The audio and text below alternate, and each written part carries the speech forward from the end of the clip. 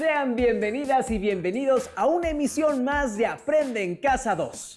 Mi nombre es Enrique Rodal y en esta ocasión tendremos una sesión de la asignatura Ciencias Física. Damos la bienvenida a la profesora Janet Mendoza Romero, que se encargará de guiarnos en esta materia, dirigida a alumnas y alumnos de segundo grado de secundaria. Gracias, Enrique. Eres muy amable. ¿Qué tal? Soy la profesora Janet. Sean bienvenidas las y los estudiantes de segundo grado de secundaria y público en general a esta sesión de física.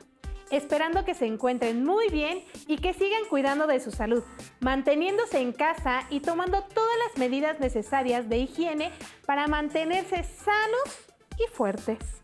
El propósito de esta sesión es que ustedes puedan describir y reconocer las características del modelo cinético de partículas, así como su importancia para representar la estructura de la materia. El título de la sesión es Átomos en movimiento. Les recuerdo que es muy importante participar en las actividades de la sesión. Sugerimos que tengan a la mano cuaderno y lápiz o bolígrafo para anotar las ideas principales que se les presenten durante la sesión, al igual que preguntas y reflexiones para que puedan despejarlas más adelante. No olviden su libro de texto. Ha llegado la hora de poner mucha atención, pero mucha atención. Nada de distraerse con la mosca que pasa a su lado. Realicen anotaciones en un cuaderno que incluyan ideas principales o palabras clave del tema expuesto. Pueden realizar un dibujo explicando cómo piensan que se encuentran las partículas en algún objeto de su casa. Por ejemplo, una silla. Si tienen alguna duda, pueden buscar información en su libro de texto y también investigar en páginas confiables de Internet.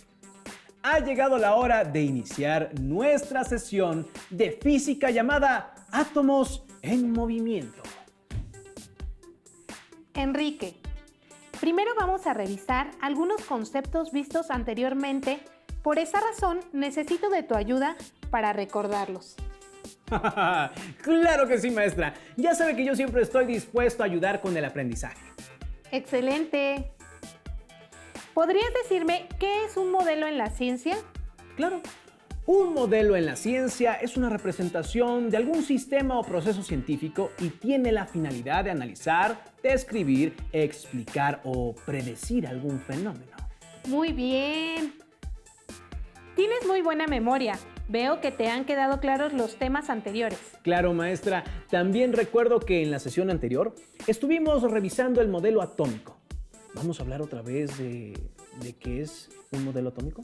No exactamente, pero sí tiene que ver con los átomos. Ah, está bien. Pero cuénteme más, porque ya estoy un poquito ansioso por saber de qué vamos a hablar en este tema. Bueno, ahora vamos a recordar qué es la energía cinética. Recuerdo que tiene que ver con los cuerpos o objetos que se mueven. Sí, es correcto. Creo que ya estamos en sintonía. ¿Podrías decirme su definición? Claro, maestra. La energía cinética de un cuerpo es la energía que posee debido a su estado de movimiento y depende de su velocidad y su masa. Muy bien. Ahora solo nos falta definir un concepto para tener todos los antecedentes necesarios para comenzar nuestro nuevo tema. ¿Y cuál es ese concepto? Debemos saber cómo define la física una partícula. Enrique, ¿tú qué piensas que es una partícula? Yo pienso que una partícula es algo muy pequeño, como cuando nos ponen a limpiar y dicen que no quieren que dejemos ni una partícula de polvo. Tienes razón. Para la física, una partícula es la forma en la que representamos cosas muy pequeñas, que pueden ser átomos o combinación de ellos. Maestra, ¿y cómo se llama lo que sale de combinar distintos átomos? Esas combinaciones reciben el nombre de moléculas. De hecho, muy pocas sustancias están conformadas por un solo tipo de elementos. El agua, por ejemplo, está formada por átomos de hidrógeno y oxígeno. Ya me queda más claro lo que es una molécula. Pero dígame, maestra, regresando a las partículas, entonces, estas son un modelo Ay, ¿son un modelo que nos permite representar a los átomos o a las moléculas? Así es. Existen ciertas características de los cuerpos u objetos que pueden estudiarse utilizando el modelo de partículas, sin adentrarnos más en la estructura atómica o la propia composición de las moléculas.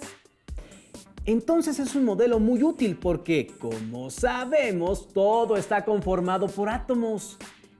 Tienes mucha razón, Enrique. Por lo tanto, todo lo que discutamos en esta sesión se aplica a toda la materia, sin importar de qué elemento o molécula se trate. Ya que tenemos claros los conceptos que estaremos manejando, podemos adentrarnos en el modelo de partículas. Vamos a empezar con un ejemplo. Enrique, ¿conoces el grafito? Ay, ay, ay. ¿Es lo que tienen adentro los lápices que es de color negro? Es correcto. El grafito es un mineral que está compuesto casi exclusivamente por átomos de carbono. Si pudiéramos ver con un microscopio extremadamente potente un trozo de grafito, veríamos que los átomos no están acomodados de forma continua, sino que están separados por cierta distancia. Además, los observaríamos como pequeñas esferas. Maestra, ¿y si están separados, qué hay entre átomo y átomo? Porque si yo agarro un lápiz, lo percibo sólido. Pienso que debe haber como una especie de puentes o pegamento entre los átomos que hace que el material se sienta de esa forma. En efecto, hay algo que los está sujetando en sus posiciones, pero no es algo físico, no es algo que podamos tocar. Los átomos se mantienen en esa estructura por un tipo de fuerza, la fuerza de cohesión. Ah, la cohesión es cuando algo está junto, ¿no, maestra? Sí, esta fuerza de cohesión hace que las partículas, ya sean átomos o moléculas, se atraigan entre sí y los mantiene unidos. Pero dígame, maestra, si existe esa fuerza que mantiene las partículas juntas, ¿por qué no están una después de la otra de forma continua? ¿Por qué hay espacios entre ellas? Porque además de la fuerza de cohesión, también existe una fuerza de repulsión. ¡Ay, ahora todo está más claro! Entonces, esta fuerza hace que se alejen entre sí. ¡Ah! Por eso están separados. Pero, ¿no hay nada de nada entre las partículas? No, entre las partículas no hay nada de nada, solo espacio vacío. Incluso dentro de los propios átomos tenemos espacio vacío.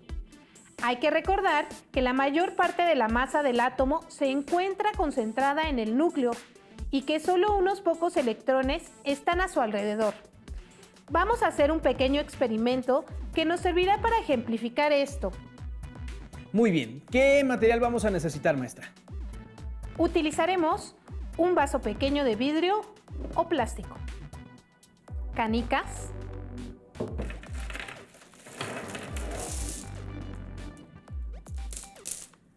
sal o azúcar,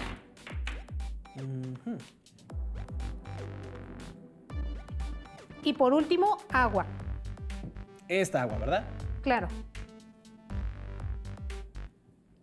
Lo primero que vamos a hacer es colocar algunas canicas hasta que se llene el vaso.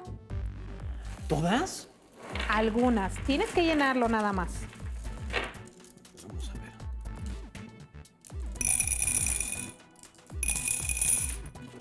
ver. Debe estar casi al ras, ¿verdad? Por favor.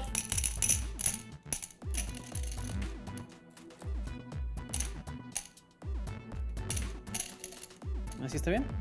Sí. Sí, sobraron. Después, ¿qué vamos a hacer?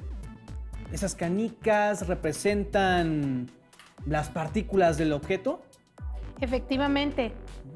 Como dijimos anteriormente, los átomos o moléculas se pueden representar con esferas. En este vaso podemos ver que aunque ya está lleno de canicas, aún hay espacio. Vamos a vaciar la sal hasta que veamos que está lleno el vaso. Perfecto. Con cuidado, no se te vaya a caer. ¿Toda la sal? Pues lo que quepa. Uy, uy, uy, uy. Ten cuidado, ten cuidado. Poco a poquito.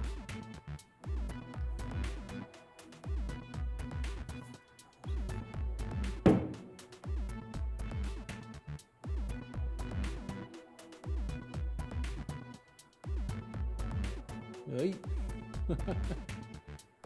Bueno, ya hice mi batidillo yo, pero quedó.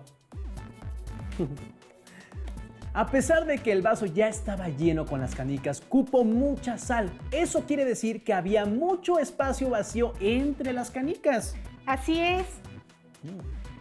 ¿Piensas que el vaso está lleno, Enrique? Sí, claro. Ya no se ve que quepa nada más. Los granos de sal son muy chicos y ya no se observan espacios vacíos. Entonces, por favor, vierte agua dentro del vaso y veamos qué pasa. Bueno.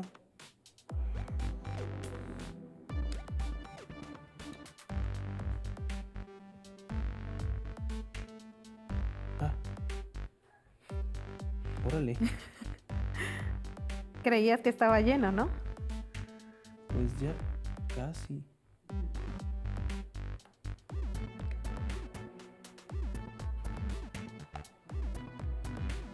Observa bien, Enrique. ¡Ólala!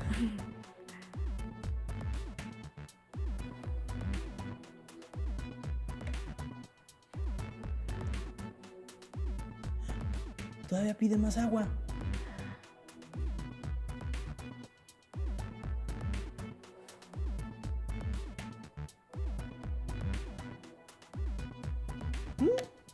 A pesar de que el vaso se veía lleno por la sal, le cupo bastante agua. Eso quiere decir que, aunque no lo veíamos entre los granos de sal, había mucho espacio vacío. Exactamente. Todos los objetos o cuerpos están conformados mayormente por vacío, aunque no lo podemos ver. La ilusión de la solidez que percibimos es creada por el movimiento de las partículas y la interacción de las fuerzas de nuestros átomos con los de los objetos. Entonces, ¿las partículas que nos conforman se están moviendo? Así es. Como las fuerzas de cohesión y repulsión no están equilibradas, las partículas no se encuentran en reposo en sus posiciones. Realmente se están moviendo. ¿Cómo es eso, maestra? ¿Quiere decir que adentro de mi lápiz las partículas se están moviendo? Pero yo no puedo percibir ese movimiento. No lo notamos porque son muy pequeños, del orden de la magnitud del tamaño del átomo, es decir, una 10.000 parte de un metro. Si dividiéramos un milímetro en 10 millones de partes, tendríamos la distancia que se desplazan las partículas de un trozo de grafito. Pues tenía razón, maestra. Son movimientos pequeñísimos, pero ¿cómo son esos movimientos? ¿Las partículas suben y bajan o van caminando dentro del material? Digo, no me lo imagino. Si solo viéramos una hilera de partículas de tu lápiz, estas se moverían, digamos, de izquierda a derecha, resultado de la interacción entre las fuerzas de cohesión y repulsión. Entonces, como las partículas se están moviendo, podemos decir que tienen una cierta cantidad de energía cinética. Muy buena deducción.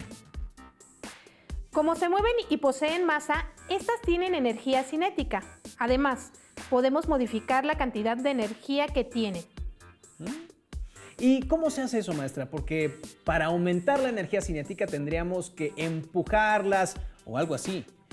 ¿Cómo puedo modificar la energía cinética de algo tan pequeño? ¿Recuerdas cómo se define el calor en física? El calor es la energía térmica que se transfiere entre dos cuerpos que están a diferentes temperaturas.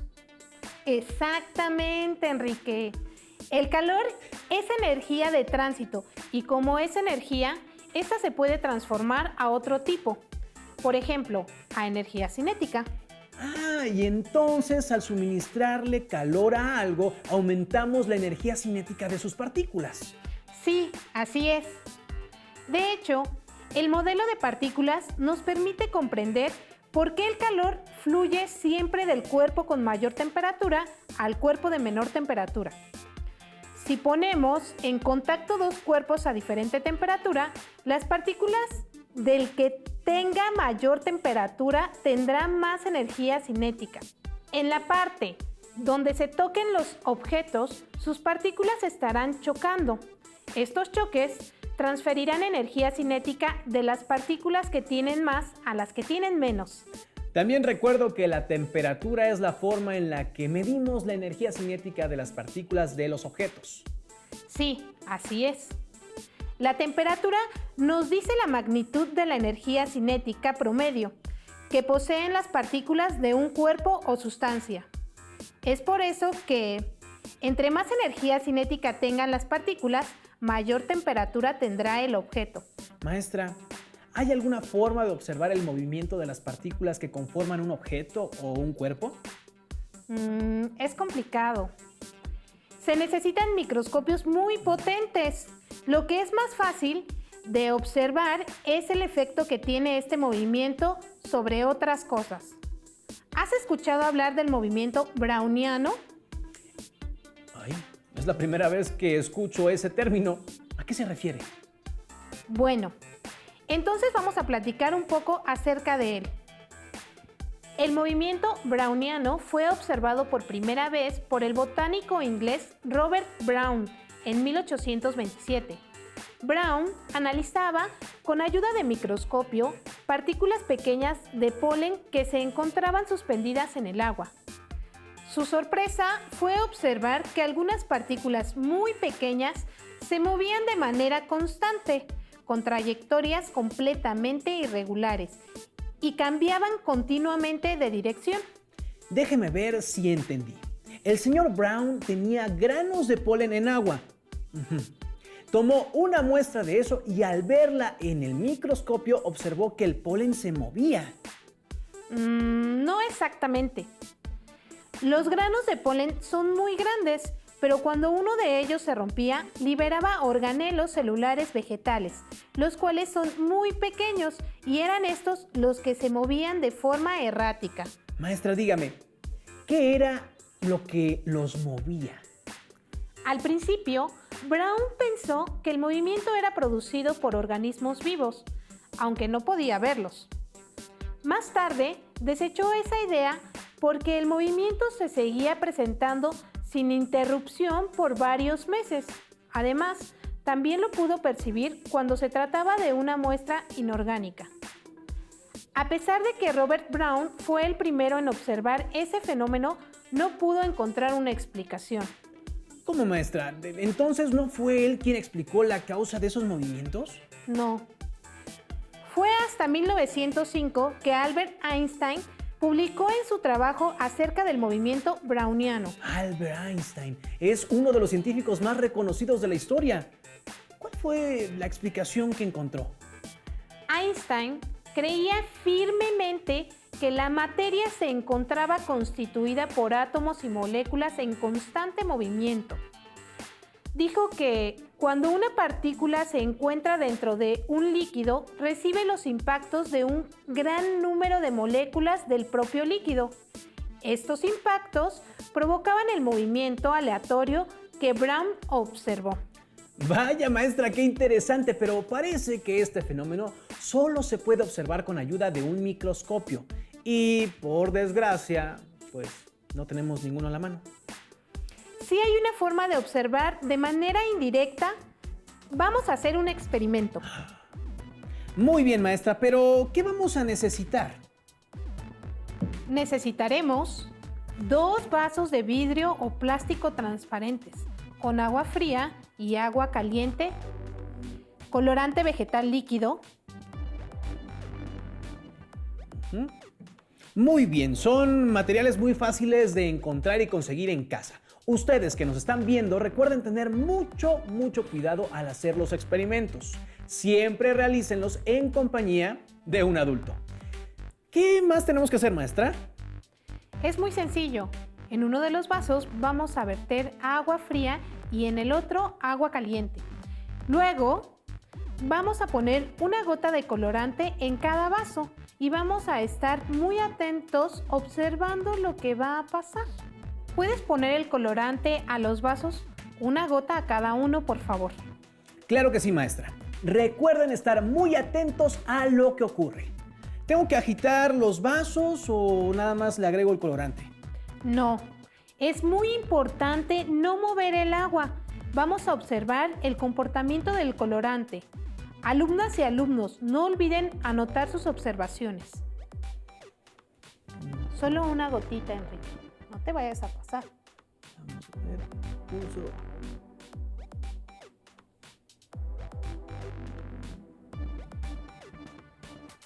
Perfecto. Este fue el de agua fría.